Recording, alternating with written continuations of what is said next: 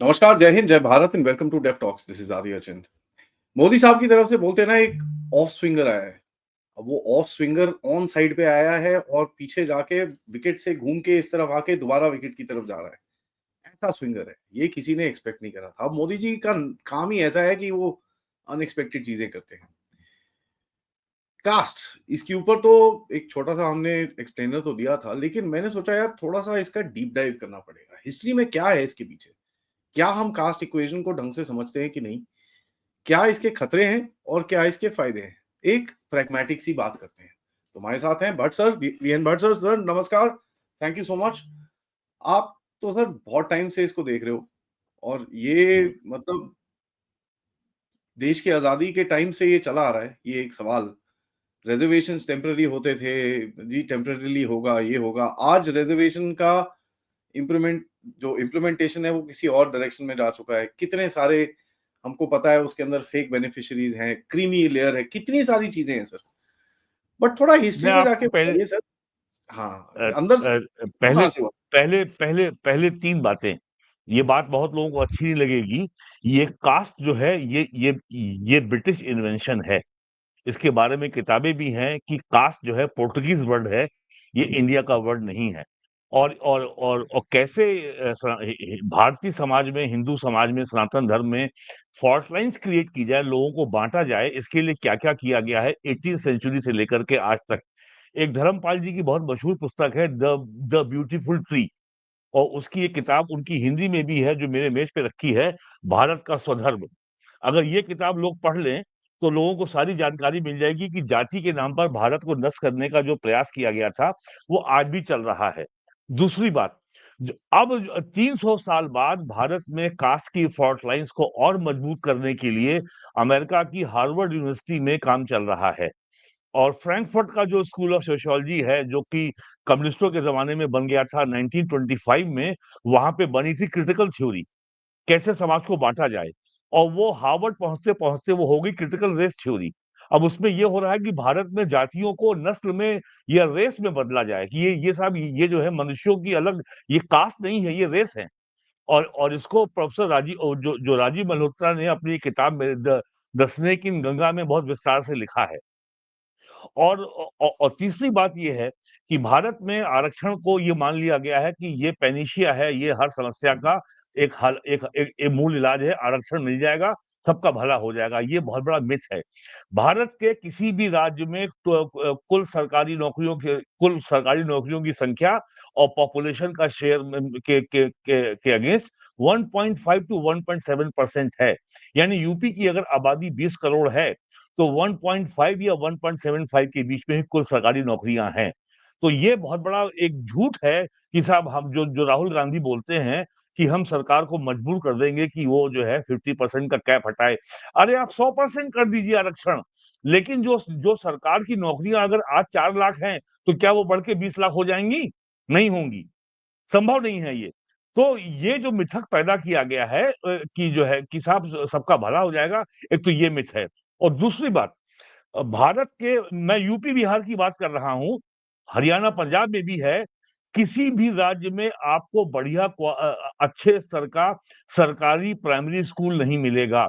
UP में नहीं है। यूपी के 75 डिस्ट्रिक्ट हैं और टोटल आबादी 25 करोड़ है, लेकिन आपको ये, और जो लोग दलित और पिछड़े वर्ग की गरीबों की राजनीति की बात करते हैं, उन लोगों ने कभी भी सरकारी प्राइमरी स्कूल नहीं बनाया शहरों में। गाँव में तो है, शहरों में कहीं नहीं है।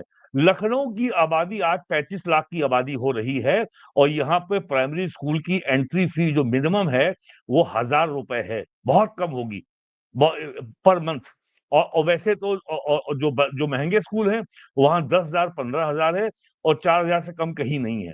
तो जो लोग गरीबों पिछड़ों की और वंचितों की बात करते हैं, उन्होंने शिक्षा के लिए कुछ नहीं किया हमारे देश में। और ये स्थिति लगभग हर राज्य में है। दिल्ली सिटी स्टेट है, तो वहाँ तो सरकारी प्राइमरी स्कूल हैं, लेकिन यूपी में आज भी नहीं है।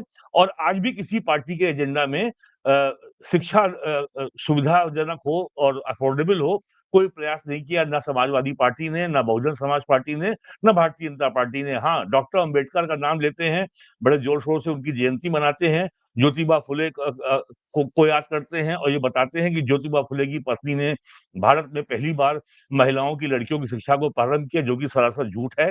अंग्रेजों ने 18वीं सेंचुरी तक पूरे देश में गुरुकुल की का जो व्यवस्था थी, उसको नष्ट कर दिया था। और धर्मपाल जी की पुस्तक जो है ब्यूटीफुल ट्री में मद्रास प्रेसिडेंसी, बॉम्बे प्रेसिडेंसी और पूरे बंगाल की सारी रिपोर्ट्स का जिक्र है।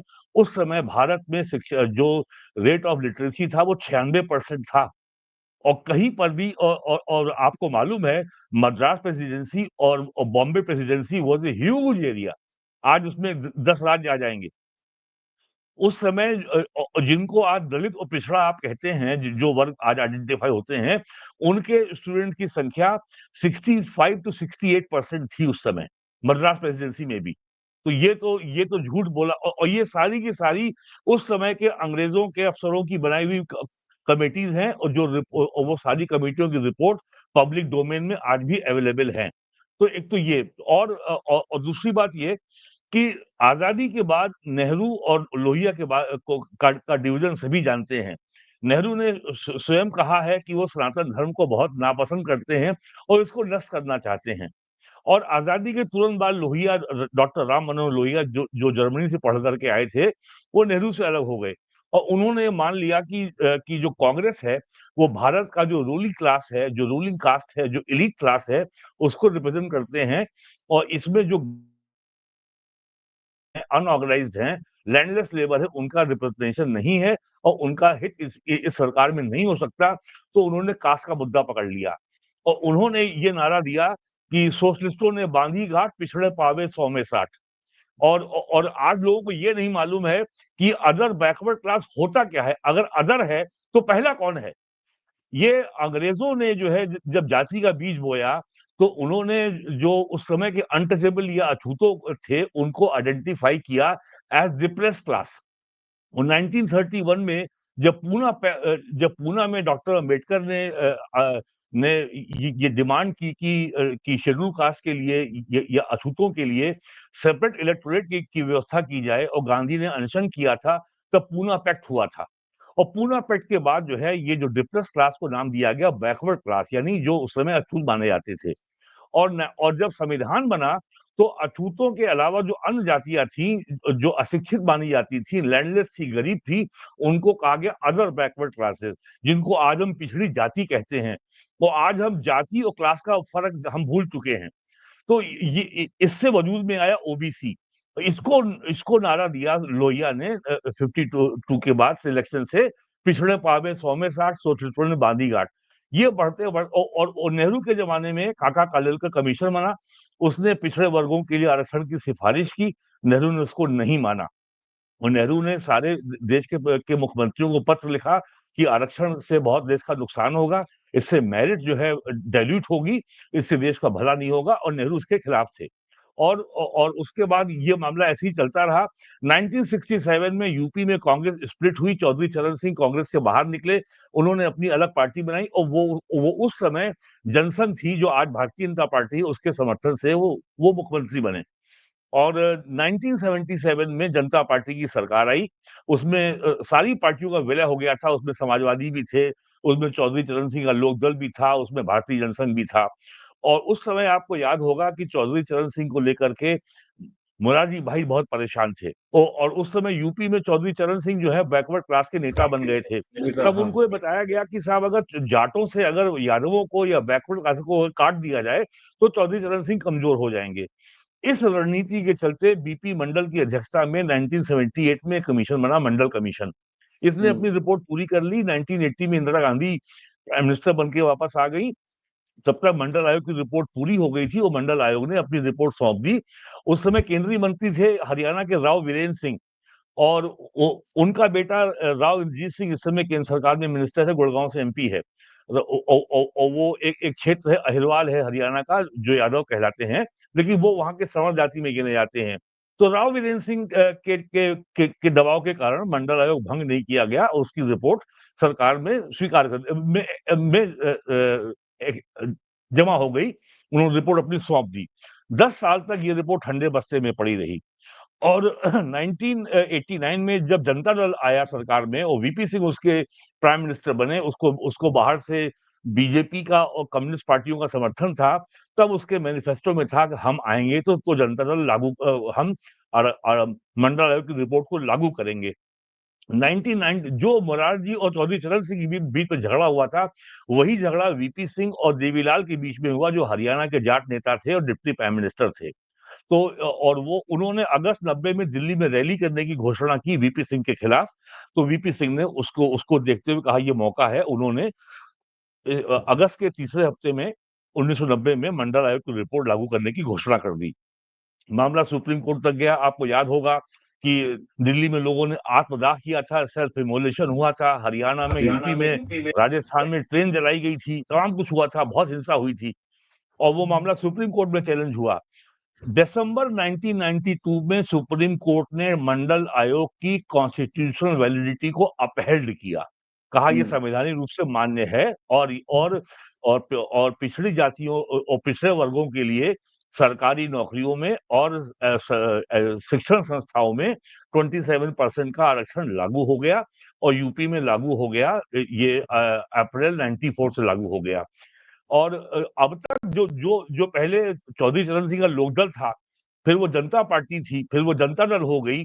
1989 में और 90 में उस समय मुलायम सिंह यादव मुख्यमंत्री थे और आपको याद होगा 90 में कार सेवा हुई थी अयोध्या में, विश्व हिंदू परिषद में उसमें फायरिंग हुई थी, बहुत हिंसा हुई थी पूरे यूपी में और पूरे देश में, तो सरकार उनकी गिर गई और और मुलायम सिंह ने अक्टूबर 92 में कहा अब समय आ गया है, सब जाटों को बाहर निकालो, अब कास्ट बेस्ड पार्टी बनाओ। उन्होंने यादवों को इकट्ठा किया, कुछ और ओबीसी को इकट्ठा किया और मुस्लिम का समर्थन मिल गया उनको, क्योंकि कांग्रेस खत्म हो चुकी थी और भारतीय जनता पार्टी का राइज जबरदस्त हो गया था और अक्टूबर और जून 1991 के यूपी असेंबली चुनाव में बीजेपी को पहली बार क्लियर मेजॉरिटी मिली यूपी असेंबली में। तो यहाँ पे कास्ट और कम्युनल पोलराइजेशन यूपी में कंप्लीट हो गया था। तो जो लोहिया, जेपी और चौधरी चरण सिंह के समय जो एक सोशल जस्टिस मूवमेंट था, वो मंडल आयोग लागू होने के बाद एक कास्टिस्ट मूवमेंट में कन्वर्ट हो गया और यूपी में समाजवादी पार्टी और बिहार में राष्ट्रीय जनता दल ये यादवों की पार्टियां बन के रह गई।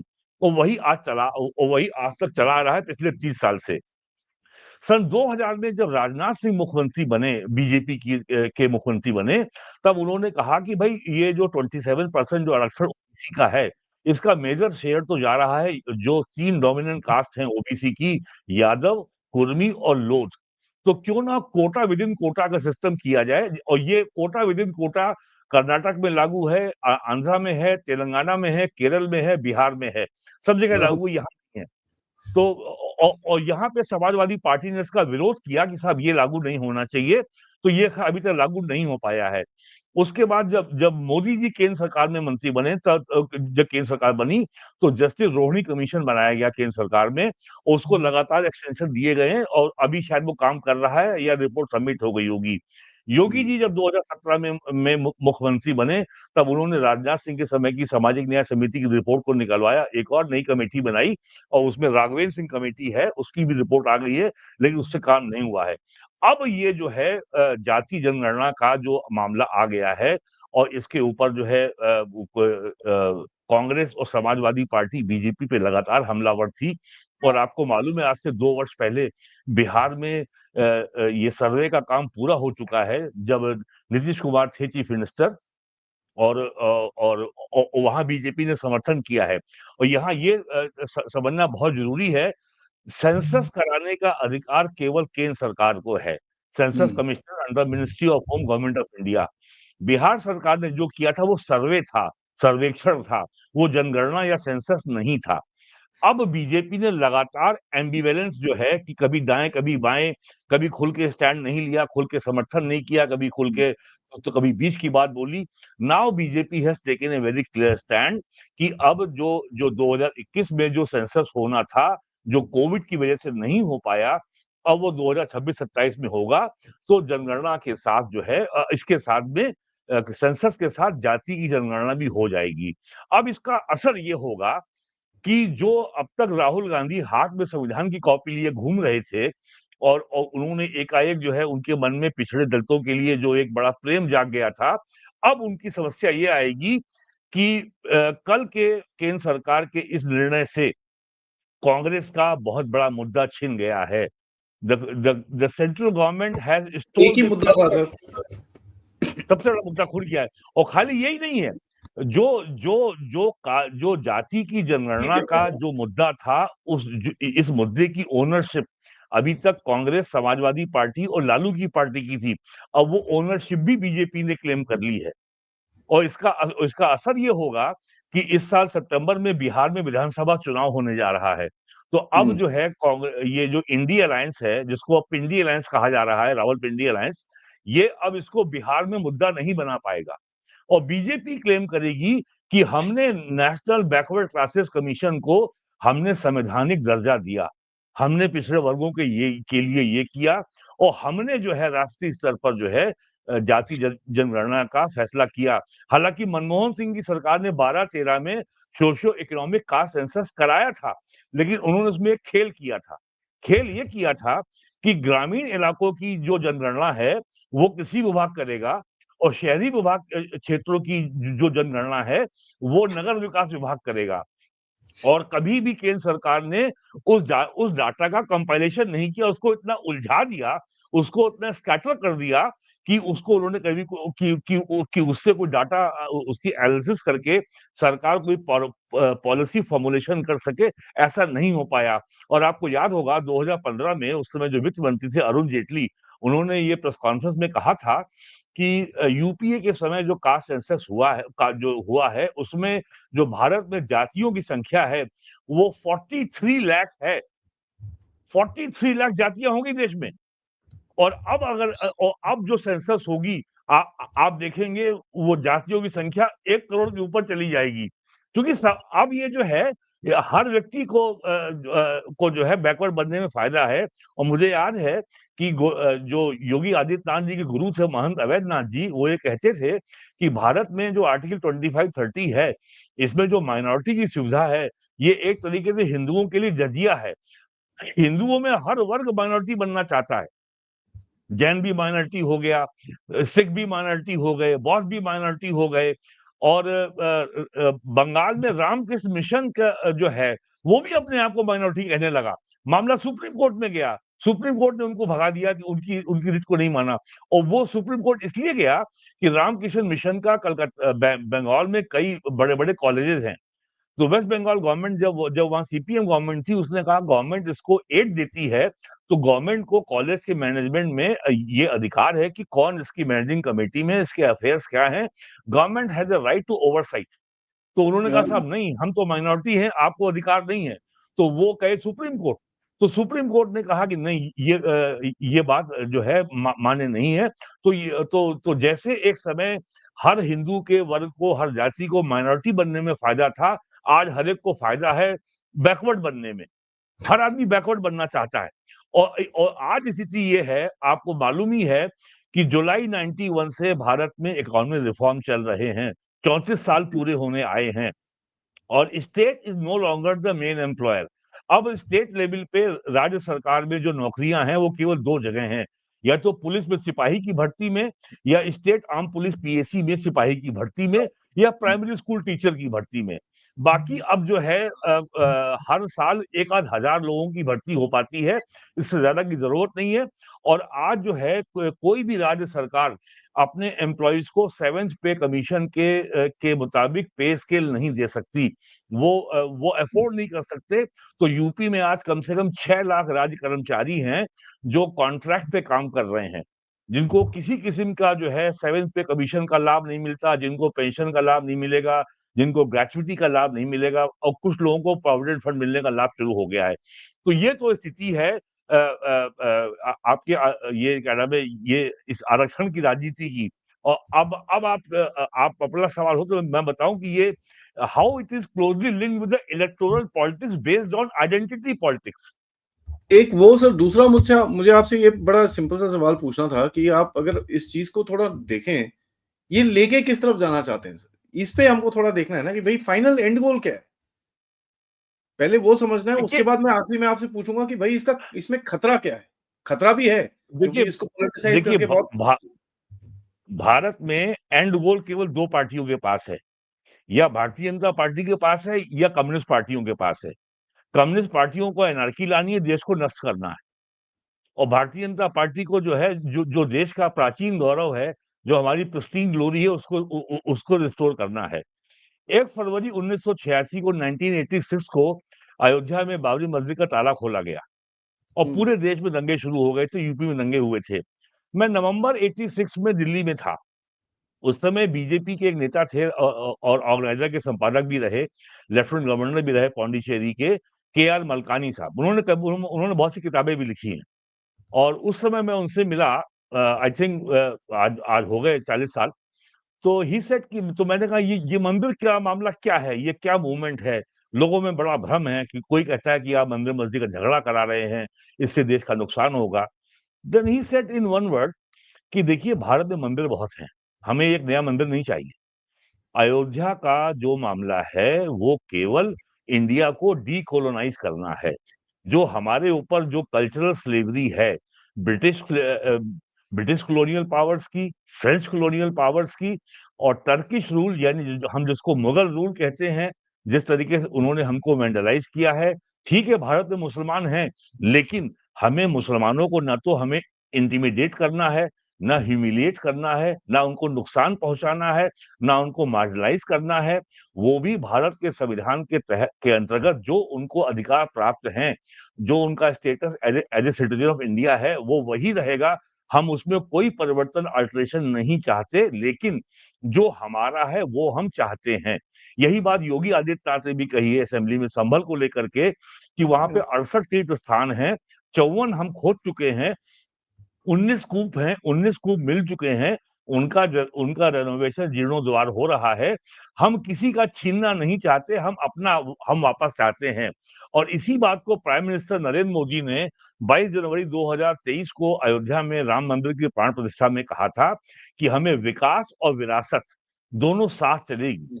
देश में हाईवे भी बनेगा, बुलेट ट्रेन भी बनेगी, एक्सप्रेसवे भी बनेगा, 24 घंटे बिजली भी आएगी, सबको घर भी मिलेगा, सबको एलपीजी मिलेगा, सबको बिजली मिलेगी। लेकिन जो विरासत है हमारी, जो हमारी एंशिएंट हेरिटेज है, यानी हमारे जो मंदिर हैं, वो भी बनेंगे, वो भी काम होगा। ये उन्होंने बहुत साफ-साफ शब्दों में कहा है, इस बात को योगी ने दोहराया है।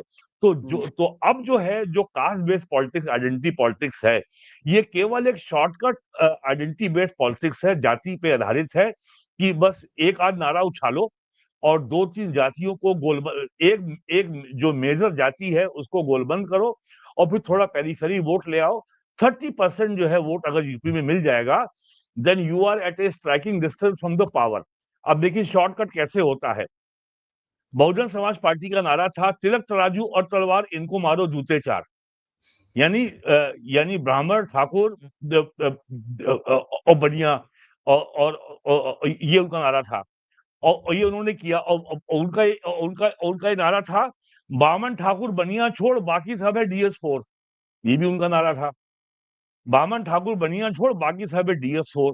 1990 में जब मंडल लागू हुआ तो मुलायम सिंह यादव ने एक मीटिंग एड्रेस की, लखनऊ से 30 किलोमीटर दूर पे है बाराबंकी। वहां उन्होंने कहा कि भाइयों, अब मंडल लागू हो गया है, अब डीएम सीएम पीएम तीनों अपने होंगे, यानी डिस्ट्रिक्ट मजिस्ट्रेट भी यादव होगा, चीफ मिनिस्टर भी यादव होगा, प्राइम मिनिस्टर भी यादव होगा। भीड़ में हिस्टीरिया हो गया, लोग पागल हो गए कि भाई अब तो हमारा राज आ गया। तो आपने ये जो इमोशनल मैनिपुलेशन लोगों का किया, उसके चलते आपने जो है यूपी में मुलायम सिंह यादव ने एक बार जनता दल, जो एक इंक्लूसिव पार्टी थी, उसमें सभी लोग थे, हर जाति के लोग थे, उससे मुख्यमंत्री बने। 93 में उनकी जातीय रहित समाजवादी पार्टी बन गई थी, उनका बहुजन समाज पार्टी से अलायंस हो गया और कांग्रेस भारत के समर्थन से वो मुख्यमंत्री बन गए। 2003 में वो फिर मुख्यमंत्री बन गए, जोड़ तोड़ कर करके। चौथी बार अखिलेश यादव मुख्यमंत्री बने 2012 में, जब समाजवादी पार्टी को यूपी में 29.1% वोट के साथ क्लियर बहुमत मिल गया था, क्लियर मेजोरिटी मिली थी। तो इनका कोई शॉर्ट टर्म इनका जो है एक टारगेट है। कोई इनके पास आइडियोलॉजिकल कोई फिलॉसफी नहीं है, कोई इनके पास लॉन्ग टर्म देश के लिए विजन नहीं है, कोई इनके पास ये हमेशा और वही हाल अब कांग्रेस का हो गया है। ये हर चुनाव के पहले एक ट्रम्प कार्ड खोजते हैं कि ये मुद्दा हम उछाल देंगे तो इससे हम आगे निकल जाएंगे। जैसे लास्ट ईयर चुनाव हुआ 2024 में, तो इनको लगा कि ट्रम्प कार्ड ये है कि भाई संविधान खतरे में है, इसको ले आओ मुद्दा, तो जनता हमारे संग आ जाएगी, और इनको फायदा हुआ। फिर ये जो है, अब तो इन्होंने 2 मुद्दे उछाले, संविधान और आरक्षण। लेकिन इन्होंने कभी भी कोई long term economic, political, social, cultural vision इन्होंने कभी नहीं दिया। और आज की तारीख में कॉम्प्रिहेंसिव विजन अगर है, तो केवल भारतीय जनता पार्टी के पास है। कैसे, मैं आपको बताता हूँ। इकोनॉमिक्स में प्रिंसिपल के 2 प्रिंसिपल हैं, bottom up and top down. तो बॉटम को अप करो या टॉप को डाउन करो, ये 2 तरीके होते हैं। बीजेपी के भारतीय भारतीय जनसंघ के जो पहले अध्यक्ष थे दीनदयाल उपाध्याय, उनकी इकोनॉमिक फिलॉसफी थी अंत्योदय, यानी जो लैडर पे जो सबसे नीचे व्यक्ति है पहले उसका उदय करो।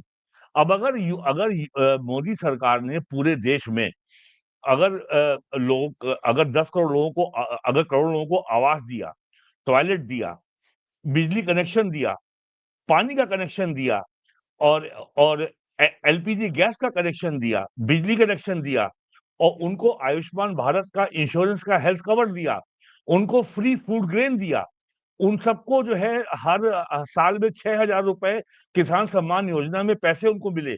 अब तक जो है 2018 में स्कीम लागू हुई थी, अकेले किसान सम्मान योजना में लगभग 4 लाख करोड़ रुपए किसानों को जा चुका है।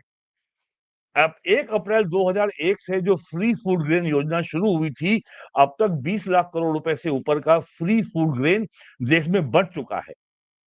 और ये जो डायरेक्ट बेनिफिट ट्रांसफर की स्कीम है, अब तक 33 से 37 लाख करोड़ रुपया लोगों के खाते में जा चुका है। यानी आप बॉटम अप कर रहे हैं। तो जैसे-जैसे बॉटम अप हो रहा है, वैसे-वैसे इन वर्गों में जो कास्ट की अपील है, वो कम हो रही है। यानी आइडेंटिटी पॉलिटिक्स की अपील अब कम हो रही है। तो ये तो जो लगातार पीएम ने कहा है कि भारत अब एस्पिरेशनल इंडिया है। उन्होंने ये भी कहा है कि 2 एआई हैं, एक आर्टिफिशियल इंटेलिजेंस और एक एस्पिरेशनल इंडिया। तो जो अब एस्पिरेशनल इंडिया है, वो ज़्यादा डोमिनेंट हो रहा है, और जैसे-जैसे ये आपका बॉटम अप होगा, वैसे-वैसे लोग ये समाजवादी पार्टी और बहुजन समाज पार्टी और छोटी-छोटी जो कास्ट बेस्ड पार्टियाँ हैं, उनके प्रति उनका आकर्षण कम होगा। क्योंकि अब आप उनको जो है इकोनॉमी में आपने उनको स्टेक होल्डर बना दिया। यदि सरकार ने इतना कुछ किया है, तो वो भी तो कुछ करेंगे। और ये डाटा अब आ गए हैं कि इंडिया में जो एक्सट्रीम पॉवर्टी है, वो अब जो है सिंगल डिजिट में आ गई, 2% में आ गई है। तो इसके 2.34%, चल हाँ जी। तो अब जो जो आपने पूछा इनका अल्टीमेट क्या है? तो यूपी में, भारत में आज़ादी के बाद से लेके आज तक, कांग्रेस के समय में भी था, आज भी है। अब ज़्यादा इंटेंस है। ये आपका जातिवादी राजनीति और आपका नेशनलिस्ट पॉलिटिक्स में ये कॉम्पिटिशन चल रहा है।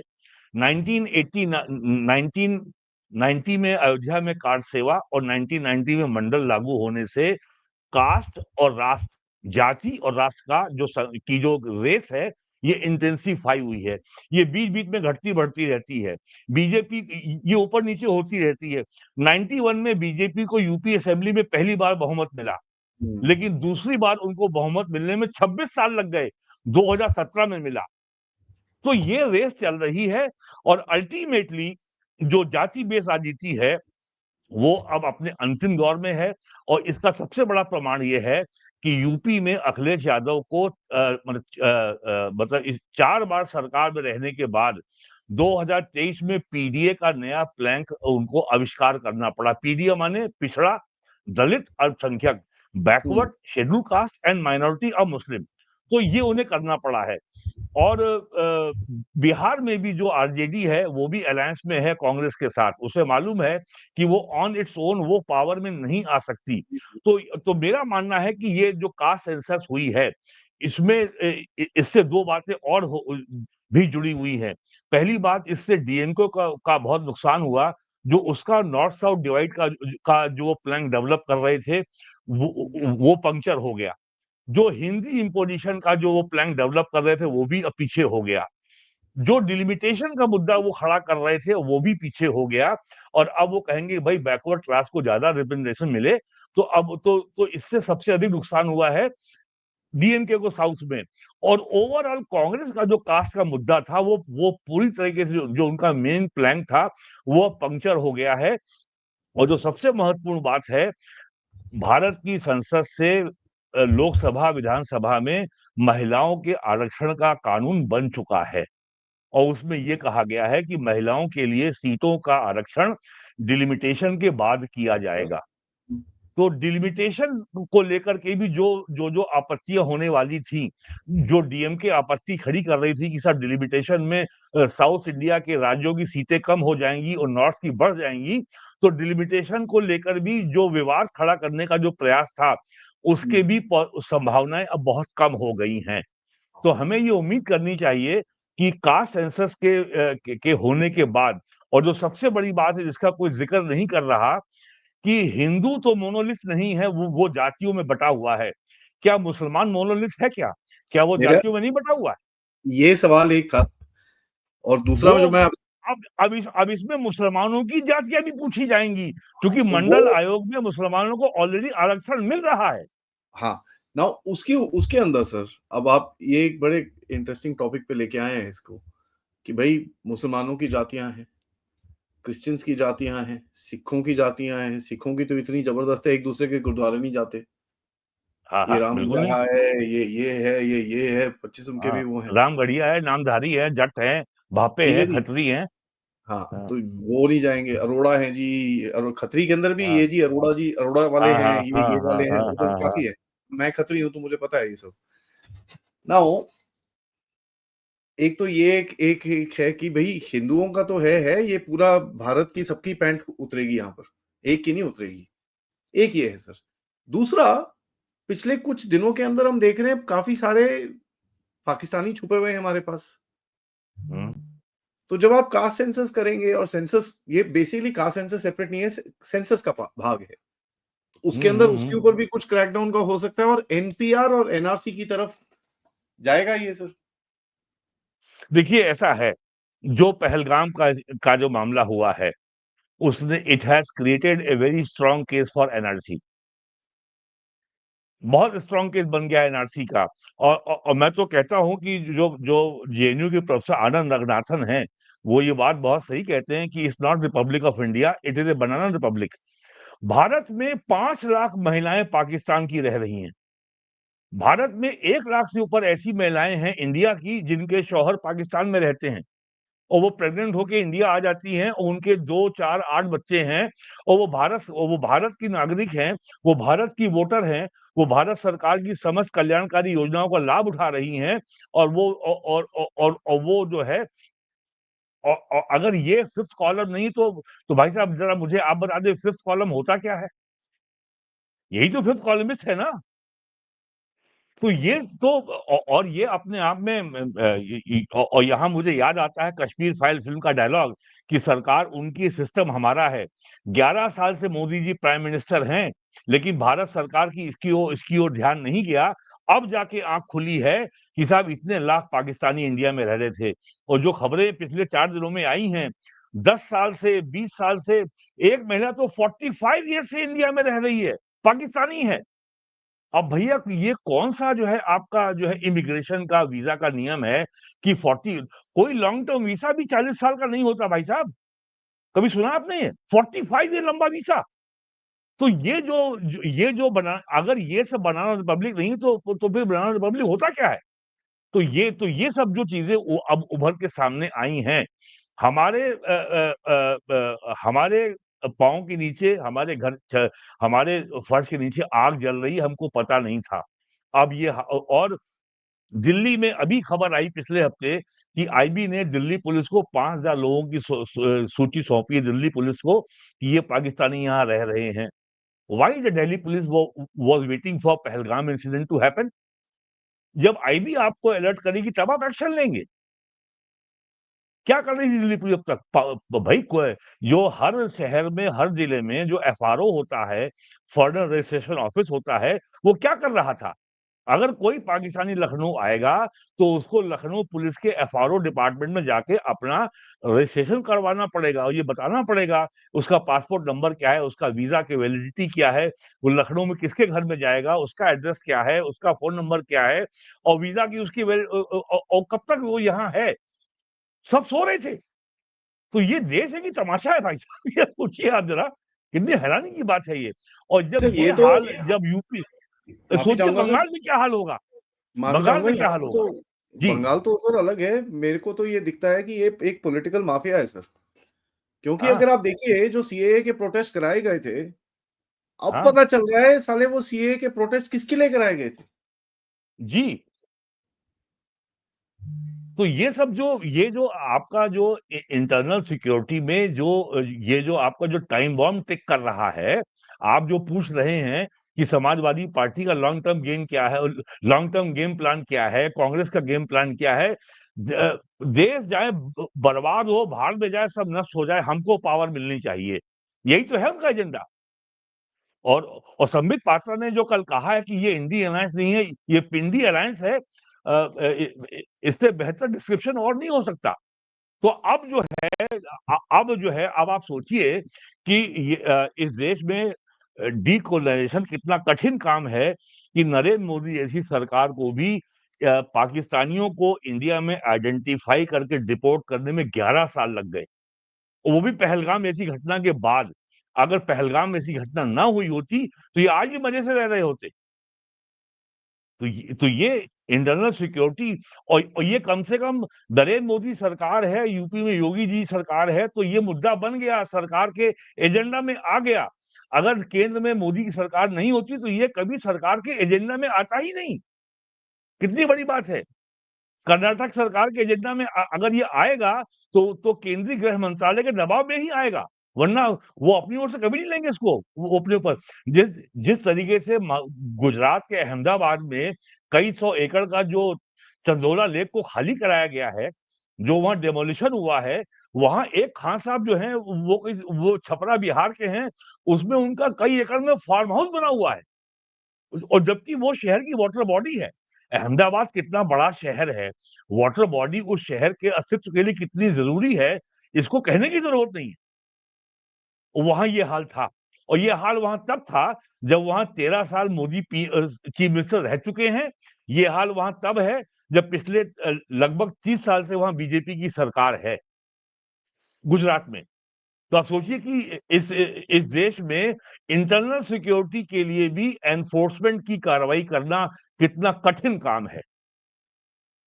और और इसकी आप तक खबर नहीं पहुंची होगी, जो यूपी में का जो इंडिया नेपाल बॉर्डर है, लखीमपुर, बहराइच, बलरामपुर, गोरखपुर, महाराजगंज, बस्ती, सिद्धार्थनगर, पूरे पूरे बॉर्डर पर हजारों की संख्या में लोगों ने मदरसे बना रखे हैं, इलीगल मस्जिदें बना रखी हैं, और मज़ारें बना रखी हैं, और बाकायदा उस इलाके की डेमोग्राफी बदलने का अभियान पिछले 40 सालों से चल रहा है।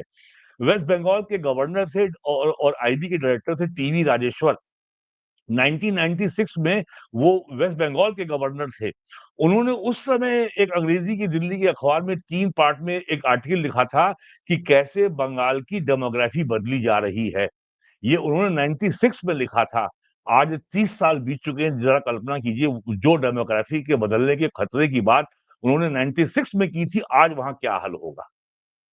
तो ये सब जो डेमोग्राफी है और ये जो आरक्षण है, ये सारी बातें जो हैं, ये जो है इन्होंने ऐसा डेडली कॉकटेल क्रिएट कर दिया है कि किसी भी डेमोक्रेटिकली इलेक्टेड गवर्नमेंट के लिए कुछ भी डिसाइसिव काम करना कितना कठिन हो गया है, क्योंकि कोई भी सरकार होगी, कोई भी प्राइम मिनिस्टर होगा, कोई भी चीफ मिनिस्टर होगा, वो अपने इलेक्टोरल इंटरेस्ट की कॉस्ट पे कोई नेशनल इंटरेस्ट का काम नहीं करेगा। वो पहले अपनी सरकार को देखेगा ना। अगर उसकी सरकार ही नहीं रहेगी तो करेगा क्या वो। वही बात है ना सर। और हमारे देश के अंदर है कि ये जो जैसे यूएसए के अंदर है कि भाई आप अगर आप सिटीजन हो नहीं हो, वो उसके अंदर स्टेट्स का मतलब, खैर वहां पे भी स्टेट्स लड़ रहे हैं अभी। आपको एक जान के हैरानी होगी, यूएस में शिकागो, ओहायो राज्य के अंदर वेनेजुएलन गैंग मेंबर्स को सिक्योरिटी गार्ड्स की तरह एम्प्लॉय करा है।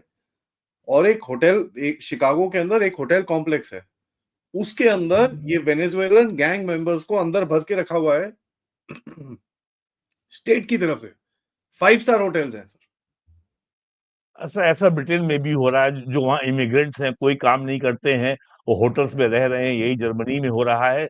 वो तो एक्सट्रीम है, लेकिन हम लोगों को ये बात ध्यान में रखनी चाहिए, though we may be claiming to be a civilisational state, but we are as per the जो स्कीम ऑफ थिंग्स ग्लोबल में है, we are a nation state as per the treaty of Westphalia 1648। तो nation state कैसे चलता है, state के पास क्या powers होते हैं, और क्या-क्या उसके citizens are required to follow, ये हमें अब समझना होगा, जानना होगा। अब बहुत समय नहीं है। अगर यही हाल चलता रहा तो क्या करेंगे हम $10 ट्रिलियन इकोनॉमी बन करके? किसके लिए बना जी। रहे हैं भाई? कौन स कौन चलाएगा इसको? तो ये जो है, ये जो आपका सवाल है कि आखिरकार लॉन्ग टर्म एजेंडा क्या है? तो लॉन्ग टर्म एजेंडा जो है बहुत साफ है, और अब जो बुनियाद जो डाल दी है नरेंद्र मोदी ने, और जिस तरीके से काम यूपी में योगी जी कर रहे हैं, ये लड़ाई चलती रहेगी, ये लड़ाई ऐसे ही चलेगी। और ये जो कास्ट सेंसस है, ये कास्ट के नाम पर जो शॉर्टकट पॉलिटिक्स थी कि भैया एक जो है जाति के मुद्दे को मोबिलाइज करो, प्रोवोकेटिव भाषण दो, एक जाति को गाली दो, और सरकार में आ जाओ। तो अब ये नहीं होने वाला है, कम से कम यूपी में। This I can say with confidence कि यूपी में समाजवादी पार्टी एक पॉलिटिकल फोर्स रहेगी, अपोजिशन में रहेगी, लेकिन वो पावर में आ जाए is going to be extremely difficult. And same applies to Bihar. Rashtriya Janata Dal on its own अब पावर में बिहार में नहीं आ सकता, केवल जाति के मुद्दे को हवा दे करके, जाति के मुद्दे में आग लगा करके। That time is over. वो समय 90 का समय चला गया कि वो भैया डीएम सीएम पीएम तीनों अपने होंगे। That time is gone. लेकिन लड़ाई चलती रहेगी, लड़ाई कम नहीं होगी। जी। इसमें खतरे क्या हैं सर? क्योंकि सबसे ज्यादा अगर आप देखें इसके अंदर, अगर ये डेटा बाहर आता है तो फिर इसके ऊपर फिर वही है अपना, जितनी आबादी उतना हक का वो कचरा शुरू हो सकता है। एंड आपको ये जान के हैरानी होगी कि उनकी जो एक्टिविटीज हैं वो तो चल ही रही हैं, ठीक है। इनकी वो तो जो डीप स्टेट वालों की एक्टिविटीज हैं टेढ़े जी मेढ़े जी। काम करने के लिए, अरे वो तो चल सीधे ही रही नाम हैं। लीजिए ना। अरे सीधे नाम लीजिए, जोशुआ प्रोजेक्ट, जो चर्च का जी। प्रोजेक्ट है। So name it. मेरे को इसमें ये पता करना है कि इसमें बहुत सारे जो ओबीसी फैक्टर में बैठे हुए हैं, लेकिन क्रिश्चियन बोलते हैं, तो इधर से भी बेनिफिट उधर से भी बेनिफिट, ये तो डबल हाँ बेनिफिशरीज है, हाँ हाँ हाँ। जिनको हम क्रिप्टो बोलते हैं। जो आपका जोशुआ प्रोजेक्ट है, उसकी वेबसाइट पे आप जाइए, तो आपको भारत के हर राज्य के, हर जिले की, हर तहसील के, हर गांव का कास्ट का पोजीशन, कास्ट ब्रेकअप आपको मिल जाएगा। लेकिन जोशुआ प्रोजेक्ट की परेशानी ये है कि सोनिया आंटी के सत्ता से बाहर जाने के बाद 2014 के बाद से वो इस डाटा को अपडेट नहीं कर पा रहे हैं। और उनका लॉन्ग टर्म प्रोजेक्ट है कि इंडिया को एक क्रिश्चियन मेजोरिटी कंट्री बनाना है। तो ये जो कास्ट सेंसस जो हो रही है, ये इनके लिए एक वेस्टेड इंटरेस्ट क्रिएट करेगी कि आपको हिंदू रहने में आपका भला है। हम्म। और जो आपने बात कही कि वो कि they are having the best of the both the worlds, तो तमिलनाडु में जब करुणानिधि चीफ मिनिस्टर थे, उस समय चर्च ने करुणानिधि को इस बात के लिए मना लिया था कि जो ओबीसी क्रिश्चियन हो चुके हैं उनको आरक्षण का लाभ मिलता रहेगा। लेकिन करुणानिधि इसको कानून नहीं बना पाए थे, क्योंकि बिना सेंटर की कंसेंट के ये कानून नहीं बन सकता। और जो प्रेसिडेंशियल ऑर्डर है 1949 का, उसमें जो है ये व्यवस्था की गई है कि केवल जो हिंदू शेड्यूल कास्ट हैं उनको ही आरक्षण का लाभ मिलेगा। और हम्म। चर्च जो है पिछले 70-80 सालों से पूरे साउथ इंडिया में ये अभियान चला रही है, जो क्रिश्चियन दलितों को भी आरक्षण का लाभ दिया जाए। और 1990 में जब वीपी सिंह की सरकार थी, तब बुद्धिस्ट को आरक्षण का लाभ दिया गया था। जो दलित बुद्धिस्ट हो गए थे, उनको भी आरक्षण की सूची में शामिल किया गया था। और चर्च का ये लगातार प्रेशर है भारत सरकार के ऊपर, राज्य सरकारों के ऊपर, जो दलित क्रिश्चियन हैं, उनको भी आरक्षण का लाभ दिया जाए। तो तो ये पूरा स्कीम, जोशुआ प्रोजेक्ट की स्कीम यही है। और ये तो कहा जाता है कि आंध्र प्रदेश में लगभग 25 से 30% लोग क्रिश्चियन बन चुके हैं। इसके ऊपर बहुत अच्छे पॉडकास्ट हैं पंकज सक्सेना के, जी, आपको जी, इसमें जी। आपको मिलेगी इसमें। उन्होंने हुँ। उन्होंने लिखा भी इसके ऊपर बहुत कुछ है। जी। तो वही है ना सर, मेरे को देखिए, अब किसी जो कन्वर्जन है लोग करके बैठे हुए हैं, बट मेरे को ये है कि भाई जितना हम लोग ये कर रहे हैं कि भाई दोनों डबल बेनिफिशियरीज तो नहीं हो सकते ना। भैया मैं एससी का अब कार्ड भी देखिए लेके ऐसा बैठा है, हूँ। आप एक मोटी बात समझ लीजिए, दुनिया में ये रिपोर्ट यूनेस्को की है, 3 दर्जन एंशिएंट सिविलाइजेशन को क्रिश्चियनिटी और इस्लाम ने जड़ से नाश कर दिया। दुनिया में केवल एकमात्र प्राचीन एंशिएंट सभ्यता है, वो है सनातन धर्म, जो आज भी जीवित है। और इसके 3 दुश्मन हैं, क्रिश्चियनिटी, इस्लाम और कम्युनिस्ट। ये तीनों लोगों को आप इंडियन कम्युनिस्टों को देख लीजिए, जो आपका वोक लेफ्टिस्ट हैं, आप तो वोकिज्म के एक्सपर्ट हैं, आपने बहुत से वीडियो बनाए इसके ऊपर। कभी भी ये लोग जो आपका रोमन कैथोलिक चर्च है, जो पोप है, वो साल में 10 बार बयान देता है कि चर्च के लिए सबसे बड़ा खतरा सेकुलरिज्म है। कभी कम्युनिस्ट पार्टी रिएक्ट नहीं करती। और जो हमास को लेकर के, गाजा के फिलिस्तीनियों को लेकर के जो इस समय ग्लोबल दोस्ती चल रही है, आपके जो इस्लामी जिहादियों की और कम्युनिस्टों की, ये तो आप देख ही रहे हैं अमेरिका में और यूरोप में। और किस तरीके से डोनाल्ड ट्रंप हार्वर्ड यूनिवर्सिटी को ठोक रहा है, और हार्वर्ड यूनिवर्सिटी जो है कह रही है हम तो उनके वो मुकदमा करेंगे। और हार्वर्ड यूनिवर्सिटी है, कोलंबिया यूनिवर्सिटी है, उनकी बिलियंस ऑफ डॉलर की एड रोक दी है, कॉन्ट्रैक्ट रोक दिए हैं।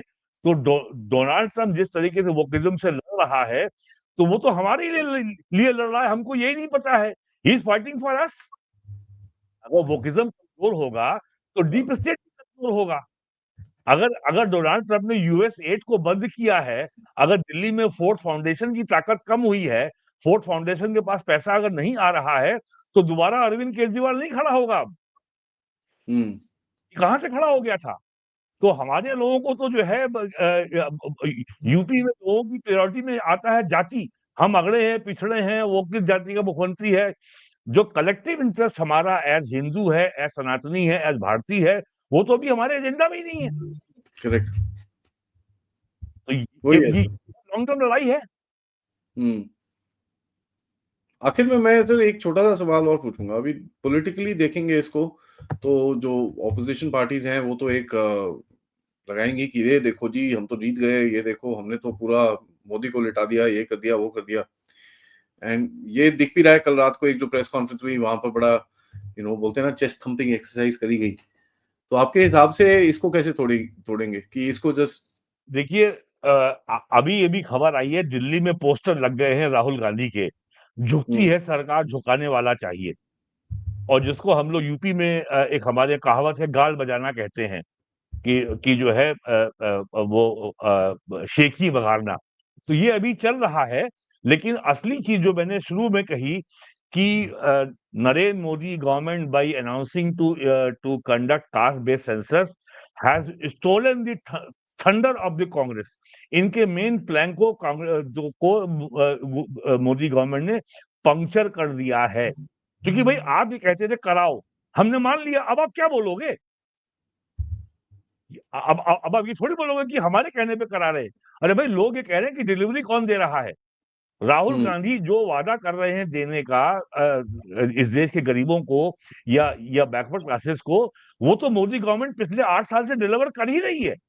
जी, तो ये सब चीजें जो हो रही हैं यूपी में योगी जी के राज में 3 मुद्दे खत्म हो गए। पहला लॉ एंड ऑर्डर, दूसरा बिजली की कमी, तीसरा गन्ना किसान का आंदोलन।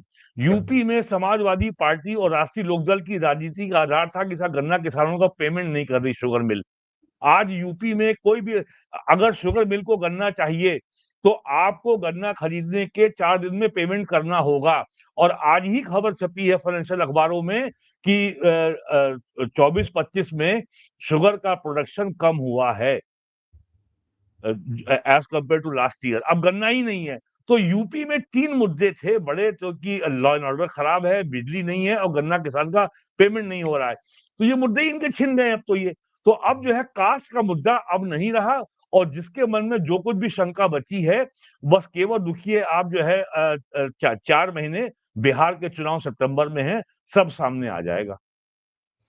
एक ही मुद्दा था इनके पास बिहार में, वो भी छीन लिया मोदी सरकार हाँ, ने। वही मैं आई मीन वो तो होगा ही, ये तो इमीडिएटली तो होगा नहीं, बट इसमें तो ऑब्वियसली अगले 1-2 साल लगेंगे।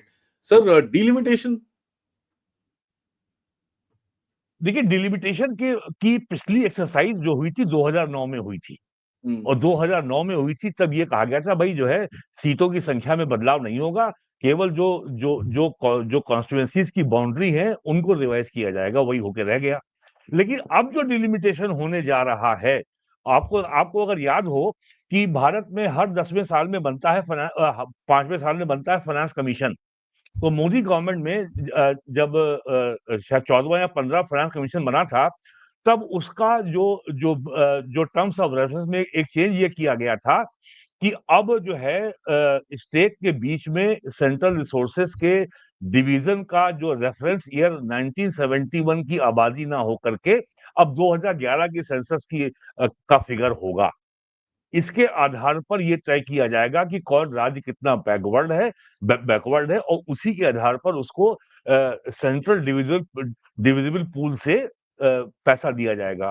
तब चंद्रबाबू नायडू ने इसका बहुत विरोध किया था कि साहब हमने डेवलप किया, हमने पर कैपिटा इनकम बढ़ाई, हमने लिटरेसी बढ़ाई, हमने आबादी की ग्रोथ को हमने रोका, हमने परफॉर्म किया, and we are being punished for that. या और नॉर्थ के स्टेट्स ने परफॉर्म नहीं किया, आबादी की ग्रोथ को वो बढ़ने से नहीं रोक पाए, डेवलपमेंट के सारे इंडिकेटर्स में वो साउथ से पीछे हैं, and they are being rewarded. तो यही संकट यहां भी आएगा डिलिमिटेशन में कि भाई यूपी की आबादी ज्यादा है, बिहार की आबादी ज्यादा है, बंगाल की आबादी ज्यादा है, झारखंड की आबादी ज्यादा है, तो उनकी सीटें अधिक होंगी as compare to Tamil Nadu, Kerala, Telangana, Andhra Pradesh and Karnataka. हुँ, ये झगड़ा यहां भी आएगा। और लेकिन अब ये पॉलिटिकल लीडरशिप का विजडम है कि इस कंटेंशियस इशू को आप कैसे हल करते हैं, लेकिन ये विवाद होगा। और ये अमित शाह बहुत साफ कह चुके हैं कि दक्षिण भारतीय राज्यों की सीटें कम नहीं होंगी, और जितनी सीटें आबादी के अनुपात में बढ़ेंगी उत्तर भारत के राज्यों में, उसी प्रोपोर्शन में सीटें बढ़ेंगी दक्षिण भारत के राज्यों में। अभी 2 महीने पहले ये अमित शाह ने तमिलनाडु में बयान दिया था ये। तो और मेरे पास कोई कारण नहीं है कि मैं अमित शाह के बयान के ऊपर कोई सवाल करूं अभी, क्योंकि ये मामला डिलिमिटेशन का है, और भारत का गृह मंत्री इसके बारे में बिना सोचे समझे कोई भी हल्का बयान नहीं दे सकता। Correct sir, because that is the final. जी। सर जी, जी। थैंक यू सो मच, आपने टाइम निकाला सर, बड़े अच्छे से समझाया आपने with history, and that is something ये हमको थोड़ा समझना पड़ेगा। ऑल्दो मैं स्टिल मानता हूँ इसके अंदर डेंजर है, ये मतलब एक आग आग का गोला है ये। अब देखते हैं आगे होता है क्या sir, but thank you so much, आपने बड़ी बड़ी अच्छी तरह से ये पूरा मंडल कमीशन के साथ हिस्ट्री और एक इवेंचुअलिटी आपने जो बताई है, जो रियलिटी ऑन द ग्राउंड है, एंड दैट्स जी। समथिंग वो हमको समझनी पड़ेगी। Always a pleasure talking to you sir. Audience से मैं थैंक यू। रिक्वेस्ट करूँगा वीडियो नमस्कार। को लाइक कीजिए, नमस्कार। सब्सक्राइब करिए चैनल को, शेयर करिए, एंड प्लीज़ अपने कमेंट्स नीचे कमेंट बॉक्स में ज़रूर डालिएगा। नमस्कार, जय हिंद, जय भारत।